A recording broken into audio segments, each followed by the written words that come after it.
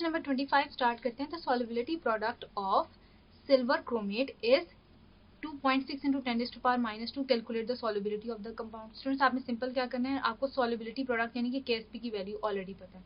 अब आपने इससे कैलकुलेशंस करनी, वो आप कैसे करेंगे, केएसपी की वैल्यू आपके पास ऑलरेडी मेंशन्ड है। आपने क्या करना है कि इसके थ्रू कैलकुलेशंस करनी है। आपको नहीं पता कि आपके पास सिल्वर की और क्रोमेट आयंस की कितनी कंसंट्रेशन है, उसको आपने एस से रिप्लेस कर देना है।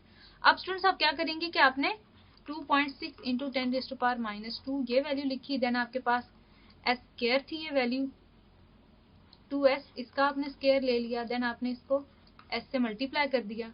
2.6 into 10⁻⁻2 ये आपके पास आ जाएगा 4s क्यूब हो गया आपके पास। ये s है आपके पास, ये 4s स्क्वायर हो गया, s क्यूब हो गया। देन s क्यूब की वैल्यू जो है वो आपने निकाल लेनी है। 2.6 into 10⁻⁻2 डिवाइडेड बाय 4। ये वैल्यू स्टूडेंट्स जब आपने निकाली, अब आपने कर ले लेना इसका क्यूब। अब जब आप इसका क्यूब लेंगे तो स्टूडेंट्स आपके पास वैल्यू आ जाएगी सॉल्युबिलिटी की 0.1886 मोल्स पर डेसीमीटर क्यूब। तो स्टूडेंट्स इस तरह से आप सिल्वर की और आप क्रोमेट की जो है वो वैल्यूज उसकी सॉल्युबिलिटी आयंस की कैलकुलेट कर सकते हैं।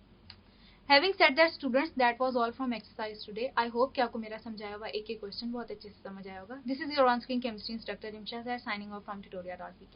Inshallah, we'll see you in the next video with next chapter. Till then, take care. Allah Hafiz.